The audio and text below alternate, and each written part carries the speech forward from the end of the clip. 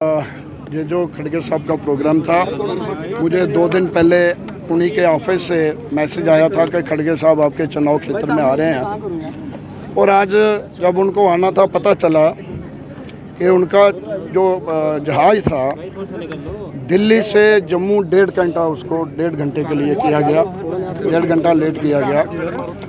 फिर उसके बाद जिस चॉपर से, डबल इंजन चॉपर से जिस पे उनको जम्मू से जहां आना था, सुनने में ये आ रहा है कि हिमाचल और जम्मू के बीच उनको टेक्निकल क्लियरेंस जो थी वो नहीं मिल पाई, जो मैंने सुना है।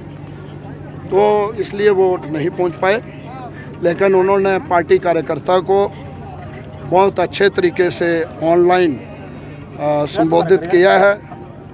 उन्होंने रिक्वेस्ट की है, अपील की है, और हमारा मैनिफेस्टो क्या होगा उसके भी जो मोटे मोटे पॉइंट थे वो लोगों को, अवाम को उन्होंने बताए, वोटर को। ताराचंद जी, जैसे आपने कहा कि उनको टेक्निकल क्लियरेंस नहीं मिली, पर आपके साथ ही रजौरी, पुंछ, मेंढर में आज होम मिनिस्टर अमित शाह जी आ रहे हैं, काफ़ी उनके आज 4-5 रैलीज़ हैं। तो अगर उनको मिल सकती तो इनको नहीं मिल सकती, कोई मतलब इनको कोई डाउट तो कहीं से उभरता है सर?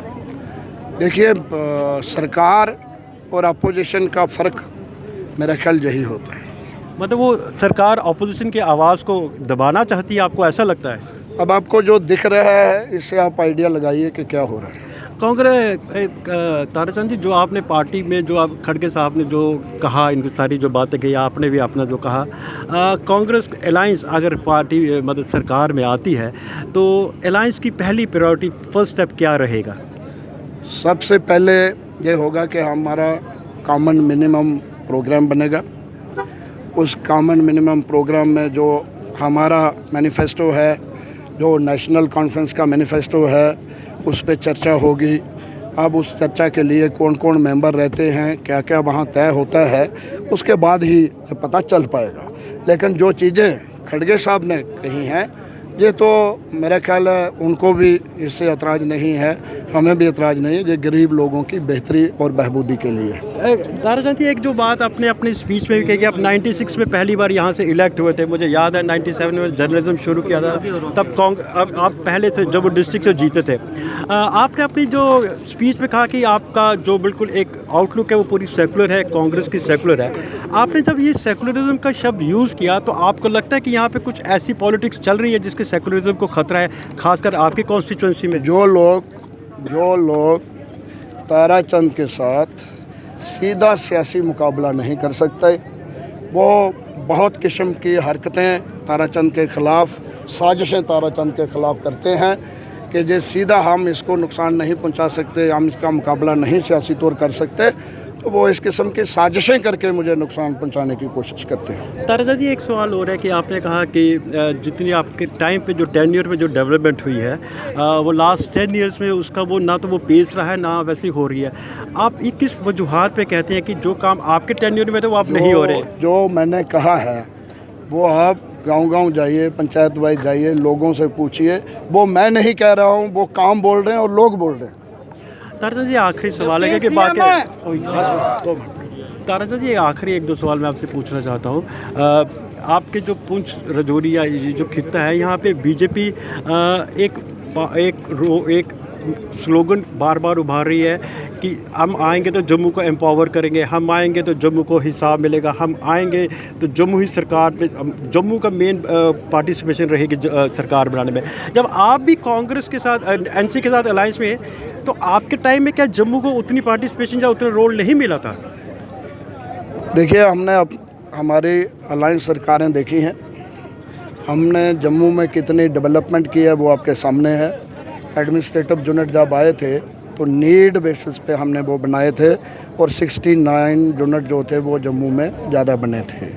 जम्मू में हर सेक्टर में, सिटी में, सिटी के बाहर गलियाँ, सड़कें, बिजली, पानी, स्कूल, हॉस्पिटल, एम्स और बाकी चीज़ें, नौकरियाँ, हर सूबे में कांग्रेस ने काम किया है। ये जो कह रहे हैं कि हम आएंगे तो काम करेंगे, जो 10 साल से कहाँ है? 10 साल से तो वही है। 10 साल में क्या किया वो दिखाए ना लोगों को। ताराचंद जी, एक आखिरी सवाल के कि बाकी नहीं पूछ रही, अब ये भाजपा मैंने जो अपने टाइम में किया है, मैंने मोटा मोटा गिना है स्टेज पे, पब्लिक के सामने, कि अगर किसी को डाउट है हाथ खड़ा करे, मुझे रोके। मतलब अगर उन्होंने कुछ किया है तो वो कहें लोगों में। आपका ये कहना है कि आपका ये कहना है कि जो बीजेपी की जो इनडायरेक्टली रूल जो कर रही है मतलब फॉर द लास्ट 10 ईयर्स, इन्होंने लोगों के वैसे काम नहीं किए, ना जम्मू को वैसा इन्होंने हिसाब दिया।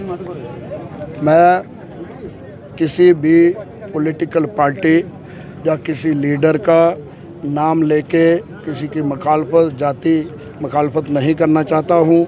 जो हमने किया है वो लोगों के सामने है, उन्होंने जो 10 साल में किया है वो भी लोगों के सामने है। लोग कंपेयर करेंगे हम लोगों से। ये कह रहे हैं कि अगर हमने कुछ किया, हमारा हक बनता है तो हमें दे दो। एक आखिरी सवाल, ये भाजपा बीजेपी बार बार अमित शाह भी आरोप लगा रहे हैं कि जो कांग्रेस और एनसी है ये पाकिस्तान के इशारे पे चल रही है, ये उनकी ट्यून बोल रही है, ये उनके रंग में रसी हुई है। देखिए, कांग्रेस ही एक ऐसी जमात है जिसने 70 साल अंग्रेज़ों के खिलाफ आज़ादी का जंग लड़ा। हिंदू, मुस्लिम, सिख, ईसाई सबको एक झंडे नीचे इकट्ठा करके अंग्रेज़ों के साथ लड़ाई लड़ी, मुल्क आज़ाद कराया, मुल्क को संविधान दिया, मुल्क को बनाया। और आज जो भी मुल्क में नज़र आता है वो कांग्रेस के कार्यकाल का ही बना हुआ है। जो नौकरियाँ, बिजली, पानी, सारी चीज़ें उसके दौरान मजबूत डिफेंस। आज इन्होंने क्या दिया अग्निवीर 4 साल के लिए। तो ये थे हमारे साथ former deputy chief minister Tarachand ji, जिन्होंने ये कहा कि कांग्रेस ही है जिसने अब जब कांग्रेस अलायंस में थी नेशनल कॉन्फ्रेंस, उससे पहले पीडीपी के साथ, तो उसने ना सिर्फ जम्मू सूबे के काफ़ी काम किए बल्कि जो लोगों की मुश्किलात थी उनको भी हल किया। उन्होंने इस बात को भी कहा कि जम्मू को जो पूरा हक भाजपा कहती है कि वो दिलाएगी, वो कांग्रेस ने पूरा हक जो था जम्मू को ना सिर्फ दिलाया बल्कि जम्मू एक प्रायोरिटी उनका एरिया भी रहा। वही डिप्टी चीफ मिनिस्टर ने ये भी कहा कि अगर बीजेपी इतना ही प्रो जम्मू है तो पिछले 10 साल में उनकी क्या कार्रवाई की है, क्या क्या उन्होंने काम किए हैं, उसका हिसाब भी जम्मू को उन्होंने देना, जम्मू के लोगों को देना पड़ेगा। आज यहाँ पे जो कांग्रेस